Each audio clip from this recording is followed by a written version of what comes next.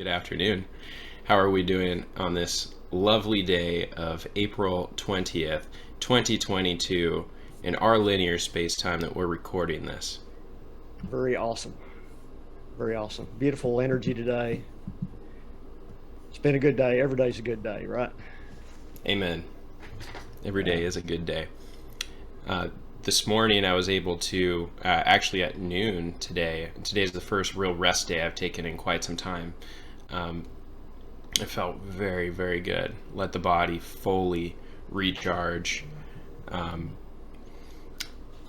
yeah, I was Yeah, you've kind of been going at it. been going at it. Yes, and so uh, I was partaking in your meditation, and it's your most recent one. It's like open heart, floating in space, something like that is the title. Do you recall the title? Yeah, something about floating. I'm floating in the. It's about floating in a heart space, being an open heart, floating, connecting with the all in the moment, and just really feeling that energy. And I believe we have some areas in there that we actually send energy to each other, and for me that's a really powerful experience, where we get in and we're sending our love to each other in these meditations, and that's that's just a wonderful thing. And then you're going in through that to that darkness, nobody, no place, no thing, and just really getting that feeling and just feeling it. It was so fantastic to do that this morning slash afternoon. Um, you have a strategy that you are actually audible and speaking into the meditation. So much of my meditation journey has been passive, Yeah. and it's either guided or it's loose and it's tangential and it's been about clearing and things of that nature. Um, your style I find so interesting because it combines an active element and a deep engagement into the spirit. And like when we're doing breathing techniques and Yeah. breathing into that unified, pure, unconditional love heart space, man, it is just so profound. I'd love to hear a little of how you've come to this place with your meditation journey and why you create, experiences like this. Sure. You know Back 15 years ago, 20 years ago, maybe not that much, 10 years ago, my meditations were pretty much, going in and centering and trying to open the heart and just being there and having a an intent, which is that's a really good way to meditate. Now, the reason I want to talk about back then versus now is back then the energy was different on the planet. Mm, And you'll hear me talk about this a lot. The energy on the planet is actually come up quite a bit from 10 years ago, from 20 years ago even. So back in that time, it required more going into this quiet space and just really moving yourself into that state of being, and not really, that's was what we were trying to achieve, is that moment, just being in that moment. And back in that time, because of the frequency, it took a little bit of effort when we first get started in these meditations to get ourselves in that place, if you know what I mean. 100%. There's so Yeah. many distractions, and Yeah. I could imagine that, growing up, how I have in the environment that I have, with the frequency of, I believe, our whole planet actually rising, more of an openness kind of mindset, an open heart, you Yeah. know, a willingness to accept things that aren't just necessarily black or white, but this new spectrum of experiences or ways of definition that individuals have or we have collectively as society. So I love it. So it seems like it's born out of necessity that it was much more difficult at that point for you to lock in. It was more difficult. if we want to call it difficult, it was different. Okay, it just took a different methodology to get to a point where you were in a very, a very nobody, no place, no thing type of situation in meditation. Um, Versus at the same time I'm doing these, I'm doing energy practices. And in these energy practices, where I'm teaching classes, I'm actually focusing my energy on the students in the class. I'm sending love to everybody that's in the class. Originally, it was like with one student. I was working with one student, and then I worked with two students, and then I just kind of work with the whole class. But what was happening in that process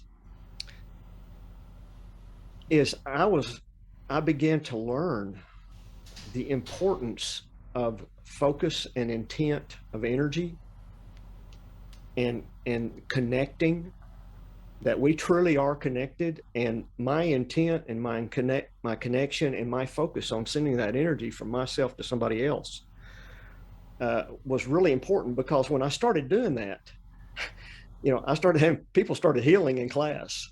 I mean, and it's not me. Okay, all I'm doing is I'm channeling this source energy in a more direct way. A healing. It's a healing, is all it is. I'm sending it in a very direct, very intent on these people to send them unconditional love and healing throughout the class. And I'm using these breathing techniques. So when I use a breathing technique, what I'm doing is when I breathe in, I'm bringing in that energy, that source energy is coming into me, and I visualize it. And nowadays I feel it. I mean, it comes in, I feel it going through the crown of my head, up through my feet, into my body. And then when I exhale, I can feel the energy coming out of my hands and my body to the target as I'm exhaling. So over the years, I've learned to use that sensing that energy, feeling that energy, and focusing that energy Hmm. with my attention, with my intent, and with my will. Because I'm willing this. I go into this and I'm willing this to happen. Uh, so that was a big step in learning that we all have the ability to do this. All you have to do is understand the process, understand what I'm talking about here. This breathing, this focusing energy, and when I exhale, the feeling, the feeling and everything enhances the experience of feeling the energy come out. Uh, so I go through an hour of this, and I'm like vibrating. I get to where my body is just vibrating. And at times I have to quit. I have to stop and right in the middle of class and just stop, Hmm. because I'm about to I think in Dispenza's meetings he calls it popping. Right. I'm about to pop, and And now, is that is that felt? Is it like a, because the gamma brain waves that are described by Dispenza, right, by leveraging all the monitoring and stuff. I mean, people have all sorts of different experiences, but you being a conduit and especially being in that teaching capacity, what is it that you're noticing or picking up on first as it's subtle? well, the first thing is what I said. My body starts vibrating, and it's like you know, I'm physically going. I'm like this. I mean, I'm vibrating. That energy's going through me as I'm breathing out, sending that energy. And then what happens is I kind of lose control of my motor coordination. It's like somebody took a zap me, you know, sticks me with a hot wire on my back or something, and it zaps me, Huh. and I lose motor control. And it's when I do that, because I'm in a class and I've got people all around me, I block the process Hmm. to stop it so I don't spaz out on the floor. So I hold back, and I let it subside, and then I go back to teaching again, or running Interesting. or Have running the you class. Have you allowed yourself to experience that process in full during class? Not all the way, no. That would be fascinating. I'm not sure it would be to the students. Advanced students, people that The are advanced maybe students getting a would probably be glimpse. okay with that. And I've had that with that first meditation that you did, that you, the group did, that I made, The tribe. the tribe. Um, Now I've had two, I've popped twice with that meditation. Whoa. Are you talking about And the first one? yeah, Where you called out individual names? yes. Wow. Twice. Yeah. And it's very unique how it happened. Um, Went through the entire meditation process. Now, what I do at the end of every meditation is I go into a rebalancing phase. And it's a conscious aware thing that I'm doing. I'm rebalancing my energies. I'm letting my energy settle out.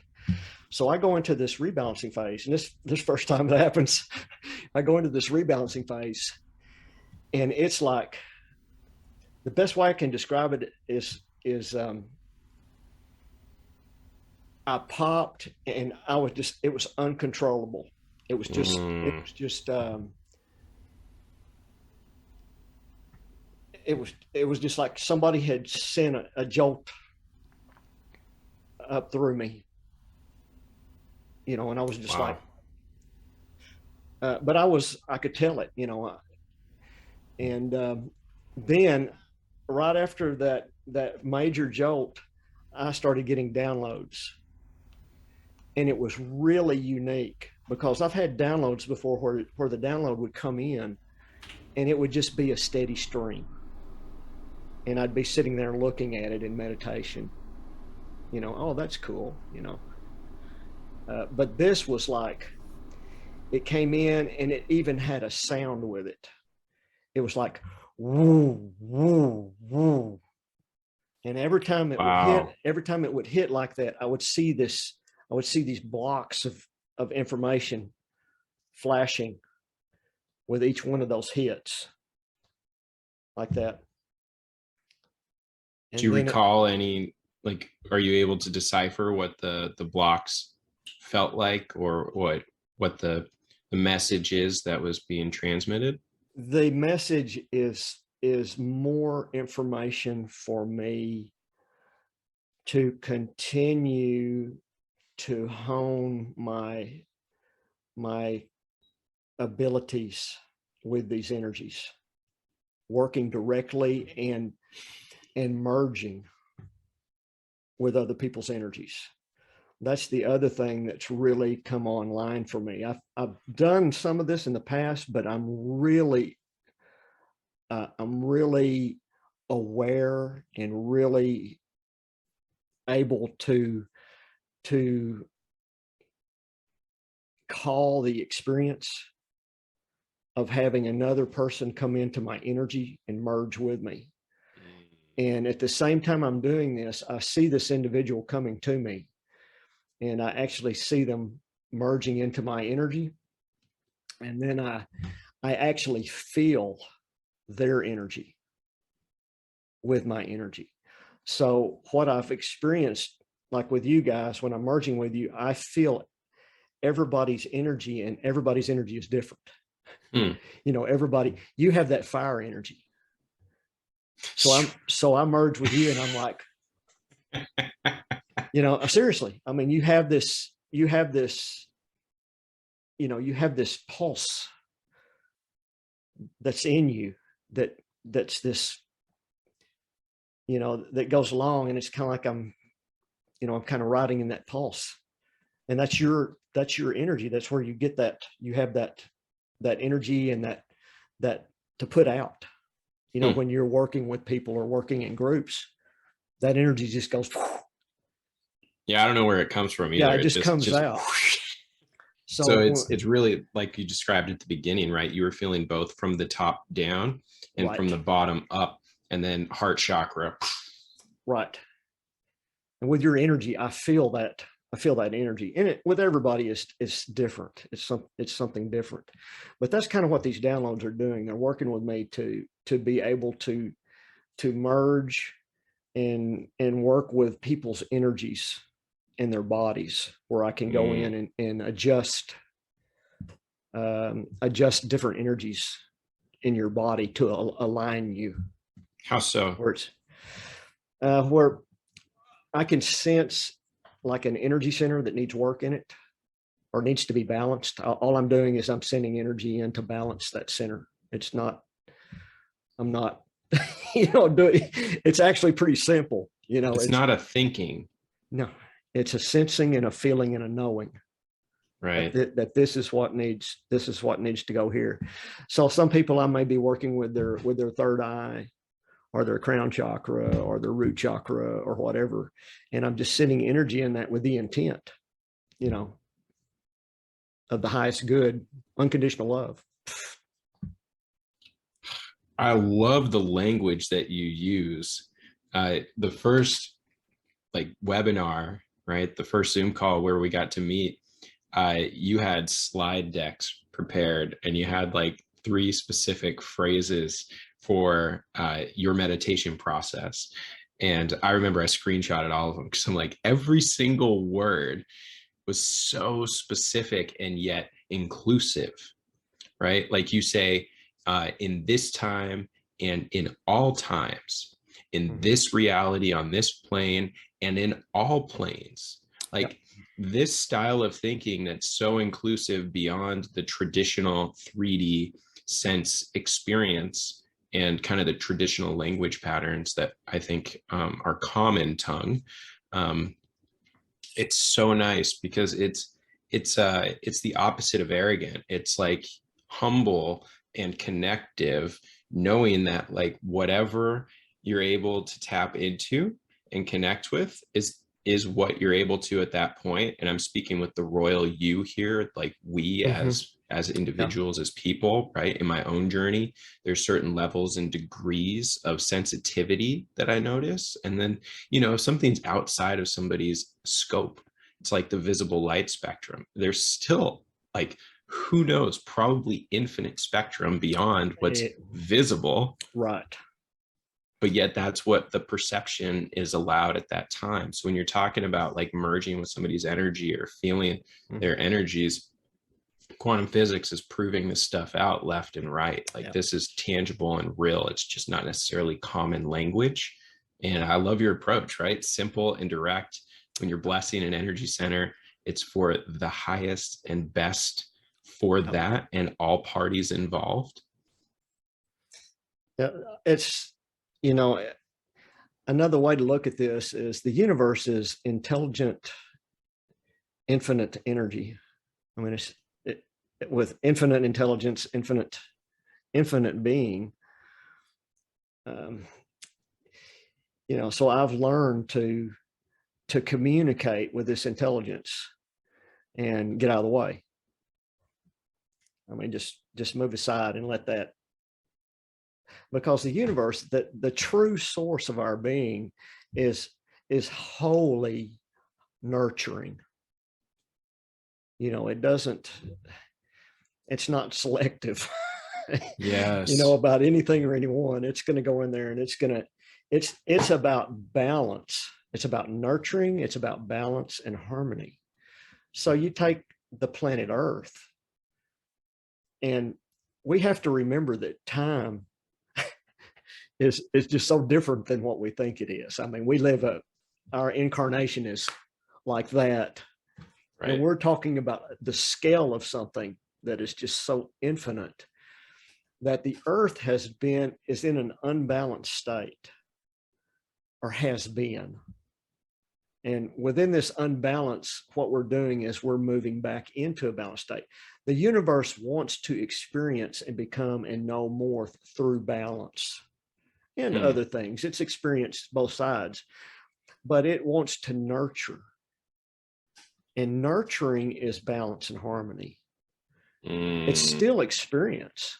It's still experiential and still having things happening, but it's more in a balanced state. So the universe is always adjusting and working toward a harmony and a balance within itself. So we've been here in this period of, you know, thousands and thousands and thousands of years where we've moved into a little bit of unbalance, and now we're moving back into a more balanced state. Is this a perpetuality in your thinking or your feelings? Is there, it is a constantly an ebb and It's a flow? constant ebb and flow, and as above, so below. You can really look at us really as an example of the entire system. We're just a microcosm of the macrocosm. Amen. When people want to know what the universe is and what everything is, and they have such a hard time wrapping their mind around it, it's just like your body. You're just a cell, if you want to think about it that way. You're just a cell in the body of the all. Yes. And the all is like a body. So if I have a part in me that's out of balance, what does the body try to do? Well, it depends on the body. It wants balance, but yeah. Well, in this sense, what I'm saying, through the infinite intelligence and the nurturing of being of all that this is, wants to move back into a harmony state, but still experience. Right. Still experience and have all these things happen. So we're experiencing that, and it's a spiral of time, and things repeat in cycles, and we've been here and done a lot of this before. And so yes, it's goes on and on as far as we know, as far as I know. How much of your world at this point, your mindset, your style of thinking, your experience of the internal and the external, how much of that is derived from like a collection of experiences historically or other teachers, things that you've learned along the way, versus just intuitively guided or downloaded, like meaning you don't have a preconceived historical context of something, but there's new information that's a knowingness? Gosh, I would say 50% of what I know is downloaded. And most of the information that I get is I'm guided to, or I'm given. I've never really, I've read books and I've studied a few things, but for the most part, I listen to my guides. That's what I do. I listen to my guides, and I follow. I try to follow directions, or try to follow their guidance, which is, that process within itself is very interesting, because you are here to experience, you are here to learn certain lessons, you are here to have a certain path. And there are things that they will tell you, and there's things that will not tell you. Many things you're given information, but you have to discover them to a point. What I've found is I'll be given a direction and be given a piece of information, and then I will investigate it through meditation and other purposes, and I will discover some things, and then all of a sudden I'll know some things, because I think what happens is it triggers things that I'm supposed to develop, and then gives me information to fill it out and develop it the rest of the way. Is that, I mean, nearly everyone is experiencing things like this. The difference is, if I want to put it this way, is about being awake and aware. If you're really awake when these things happen in your life, and you've become this hyper aware, with sensitivity and watching and everything that you're doing, you start seeing the patterns, right, and the development and the synchronicities and the information, and things starts clicking in place. And there's things that your guides will tell you, and there's things that your guides will not tell you. Because what you're saying is making a ton of sense. It's interesting you're framing around like a 50-50 perspective, because it seems like it's 80, 90, 95, 98% guided. It's just whether or not the lesson, the discovery, the integration, it's whether or not that comes as something full and complete as a download, right? Like, oh, it's an epiphany versus, right. Oh, no, I feel the direction. Okay, I'm finding alignment, digging in. Like for me, it tends to be podcasts and audiobooks, right? And connecting with people and asking deeper and deeper questions. So I relate with that very, very deeply. Yeah, it's just a process that of an agreement that you've made before you came in. It's the fulfillment of that agreement, and it's fulfilled in a way, of course, for your highest good and the highest good of everybody you're working with. It's fulfilled in that way. Your guides won't tell you anything that is not for your highest good or for the highest good of the all. So a lot of times people are wanting to have information, or they want to ask something, but they don't need to know. I mean, it's just something that they don't need to know. Can you give us something concrete here? Either in your own life or via metaphor? In my own life, there would be things that I want to know, like when something's going to happen, or, we're all like that. We're human beings. I want to know when something's going to happen, or I want to know how it's going to happen. And my guides are like, no, you need to experience that, or wouldn't even tell me. They would just be silent. And I go, okay. And when you're saying this, are you meaning just casually throughout the day, or are you meaning when you're in meditation, you're in that deep space, no thought, no thing, no place? That's something else that's changed. 10 years ago, I would have to center myself and be out in be away, in a meditative state to communicate. But I could communicate. I could connect with them and have a conversation. Now I can connect at any time, just about, unless something something totally dramatic is happening with me in the moment. I can connect at any time now. And that's just the process of me letting go of so much, letting go of things and living in the moment. I mean, I've been living in the moment for so long now. It's anything you learn. It's just a process. I just learned how to do it. I learned how to be it, be in that state. And it's so much better in that state. It's so much better. There's, so it's not difficult anymore to communicate. Right. And I can communicate with them on and off. I have them communicate with me on and off when I'm like when we're doing things now, or especially when I'm working with clients. And I ask their guides and my guides to participate in this. Give me what I need to know. When I'm serving this person, I need to know this. And it's very interesting. I'll be going through, and then all of a sudden this stuff starts popping in my head. It's this, it's this, it's this. And then I look into their energy and I'm like, oh, okay.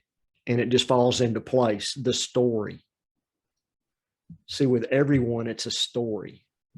I get the story of what's happening. and what's going on energetically, and what would be helpful to Hmm. that individual. And I don't know what your experience was with me on that, like when I did your soul design. Mhm.